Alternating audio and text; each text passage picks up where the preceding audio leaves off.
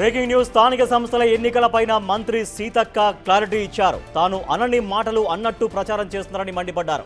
త్వరలో స్థానిక సంస్థల ఎన్నికలు మాత్రమే ఉంటాయని చెప్పారన్నారు. వారం 10 రోజుల్లో స్పష్టత వస్తుంది అని మాత్రమే చెప్పానని వివరణ ఇచ్చారు. కేబినెట్లో చర్చించిన తర్వాత ఎన్నికల ప్రక్రియ ప్రారంభమవుతుందని మంత్రి సీతక్క తెలిపారు. నేటి సమావేశంలో స్థానిక సంస్థల ఎన్నికలపైన క్లారిటీ వస్తుందని భావిస్తున్నానని చెప్పారామె. మా క్యాబినెట్ నిర్ణయం ప్రకారం చెప్తామని చెప్పేది. నాకు కొంచెం జ్ఞానం ఉన్నది. మరీ అడవి బిడ్డలమని మరీ ఏది పడుతుంది రాస్తాము, ఏది పడుతుంది అంటాము అని అంటే నాకు కూడా చాలా ఆవేదనకు గురవుతున్నా.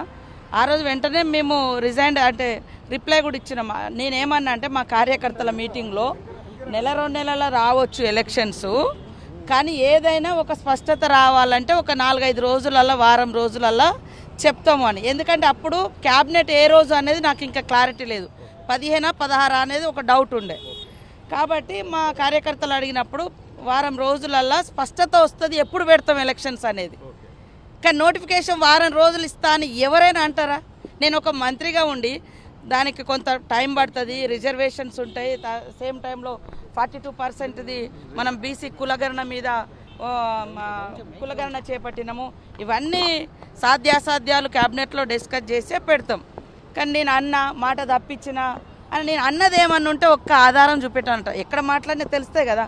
నువ్వు సీక్రెట్గా అన్నావు మేము పెట్టినాము అంటే అది సీక్రెట్ ఎందుకుంటే కార్యకర్తలు 1000 మంది కూర్చున్నాడా అక్కడ. కార్యకర్తలు 1000 మందిలో నేనేమన్నా అంటే లోకల్ బాడీ ఎలక్షన్స్ తొందరగా వస్తాయి, ఎప్పుడు అనేది నోటిఫికేషన్ ఎప్పుడు వస్తుంది అనే ఒక స్పష్టత వారం రోజులల్లో ఎలక్షన్ల మీద స్పష్టత వస్తుందని చెప్పిన. కానీ నేను మాట మార్చలే. ఒకవేళ మాట మాట్లాడుతుంటే నా మీద రకరకాల స్టోరీలు వేస్తున్నటువంటి మీడియా సోదరులకు నేను ఎక్కడ మాట మార్చినో చెప్పండి. అదే కాకుండా అనేక సార్లు క్యాబినెట్ అసెంబ్లీ దగ్గర కానీ లేదా సెక్రటేరియట్లో కానీ మీడియా సోదరులు నన్ను అడిగినప్పుడు ఎలక్షన్స్ గురించి అనేక చర్చలు జరిగినప్పుడు మా క్యాబినెట్లో డిస్కస్ చేసినాక తీసుకుంటాం, లేదా మా పార్టీలో డిస్కస్ చేసి నిర్ణయం తీసుకుంటాం అనే చెప్పినా కానీ ఎప్పుడు వారం రోజులలో నోటిఫికేషన్ వస్తుందని ఎట్లా అంట. నోటిఫికేషన్ రావాలంటే దానికి కొద్దిగా ప్రిపేర్డ్గా వర్క్ అయితే ఉండాలి కదా. అందుకని మీ ద్వారా నా ఆవేదన తెలియజేస్తున్నా. నేను తప్పు మాట్లాడలేదు, తప్పించుకోలేదు. నా మీద వార్తలు రాసేటోళ్ళు ఫస్ట్ ఆత్మవిమర్శ చేసుకోవాలని చెప్తున్నా. ఎలక్షన్ సీతక్క వారం రోజుల నోటిఫికేషన్ అన్నది, తర్వాత మాట మార్చింది, వెనక పోయింది, మాట జారిందట, మాట తప్పిందట, ఏందేందో రాస్తున్నారు.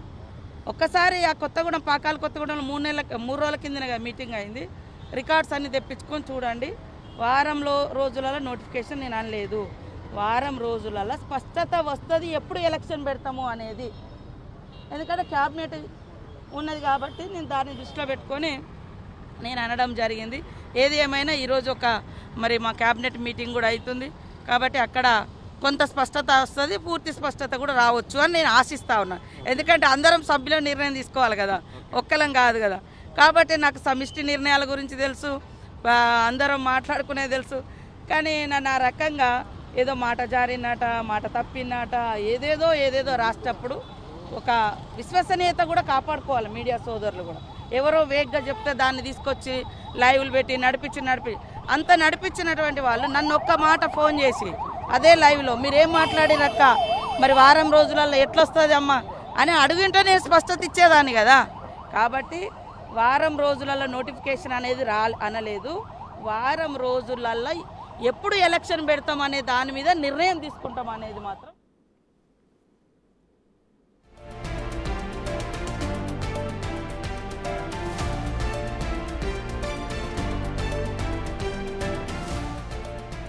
కేటీఆర్ పై మంత్రి సీతక్క ఆసక్తికర వ్యాఖ్యలు చేశారు. కేటీఆర్ జైలుకు పోవాలని కుతూహలంగా ఉందారని సెటైర్లు వేశారు. వీలైనంత త్వరగా జైలుకు పంపించాలంటూ సీఎంను రెచ్చగొడుతున్నారని సీతక్క కామెంట్ చేశారు. కేటీఆర్ పొగరుతో మాట్లాడుతున్నారని, ఏదో ఆశించి కేటీఆర్ జైలుకు పోవాలనుకుంటున్నారని వ్యాఖ్యానించారు.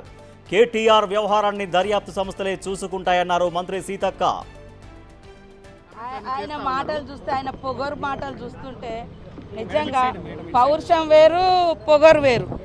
మా సీఎం గారేమో పౌరుషంతో బతుకుతాడు, ఈయనేమో పొగరుతో బూతులో మాట్లాడి గలీజ్గా మాట్లాడుతున్నాడు. ఎక్కడో చదివినా ఏదో ఉద్యోగం అంటాడు. మా సీఎం గారు అంటుండే అక్కడ పోయి ఇది అడిగిండి ఇది అడిగిండని. ఆ మాటలలో అదే కనబడుతుంది. కాబట్టి కక్ష సాధింపు ఏమున్నది, వాస్తవాలకు ప్రతిరూపంగా అది విచారణ జరుగుతుంది, దాని ప్రకారం ముందుకెళ్తారు అంతే. ఇవాళ కక్ష సాధింపు అయితే గవర్నమెంట్ వచ్చిన తెల్లారే తీసుకుపోయి వేయాల్సింది ఉండే. పద్ధతిగా ఒక విచారణ, దానికి ఒక టైము, దానికి సంబంధించిన ఆయా సంస్థలు చేస్తున్నటువంటి విచారణ. కాబట్టి కక్ష సాధింపు మాకు లేదు, వాళ్ళకే కక్ష ఉంటుంది. కక్షలు కార్పణ్యాలు, ఎవరు మాట్లాడద్దు, ఎవరు ఉండొద్దు అని అందరినీ తొక్కివేసి మేమేదో రాజ్యం వెళ్తాం అనుకుంటారు. కానీ అంతిమంగా ప్రజలే నిర్ణేతలు కాబట్టి అందరం ప్రజల అభిప్రాయానికి అనుగుణంగా పనిచేయాలి. 100 సార్లైనా జైలుకి వెళ్ళడానికి సిద్ధంగా ఉన్నా అంటుంటే ఆయనకు పాపం జైలుకు పోవాలని బాగా కుతూహలం ఉన్నట్టుంది. వాళ్ళ చెల్లె కూడా జైలుకు పోయొచ్చి యోగా చేసిన అది చేసిన, ఈయన కూడా అంటాను కదా యోగా చేసుకుంటా అని. మరి అన్నప్పుడు ఇంకా కక్ష సాధింపేందుకైతే నీకు ఇష్టం ఉన్నట్టుంది బహుశా. అందుకనే మమ్మల్ని లేనిపోని మాటలని రెచ్చగొడతా ఉన్నావు.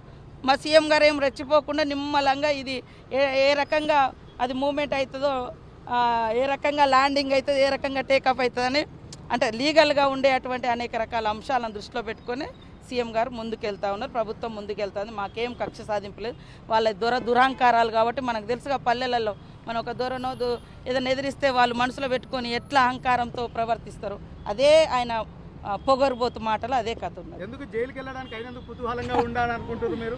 ఆయన ఏదో ఆశిస్తున్నాడు, అలా పోయేస్తే ఏదో అవుతారని, అదేదో వాళ్ళ చెల్లె అనుకుంటున్నది. వాళ్ళిద్దరి మధ్య కొట్లాట అవుతుంది పాపము. అక్కడ పోయి ఏమేమి ప్రణాళికలు రచించుకోవాలనుకుంటున్నాడు టైం పెట్టుకొని. వాళ్ళ చెల్లె జైల్లో ఉండి ఏమేమో ప్రణాళికలు చేసుకొని వచ్చినట్టుంది. రాగానే బీసీల గురించి, లేకుంటే మహిళల గురించి, దళితుల గురించి ఏదో పాపం ఏదో ప్రేమను ఒలుకోబోస్తున్నారు. అధికారంలో ఉన్నప్పుడు చేసే అవకాశం ఉన్నా చేయలేదు. ఇప్పుడు వచ్చి వాళ్ళ ఆ లిక్కర్ కేసును పక్కదారి పట్టించుకోవడం కోసం ఎజెండా ఎత్తుకున్నది.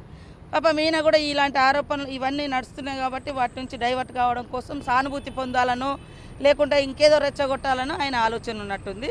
కానీ ప్రాపర్గా ఎంక్వైరీ జరుగుతుంది. ప్రభుత్వం మరి ఏజెన్సీ సంస్థలు ఇచ్చినటువంటి నిర్ణయాల మేరకు ఆ కమిషన్లు ఇచ్చే రిపోర్ట్ మేరకే స్పందిస్తారు తప్ప వేరే రకమైనటువంటి కక్ష సాధింపులు మాకు ఉండవు.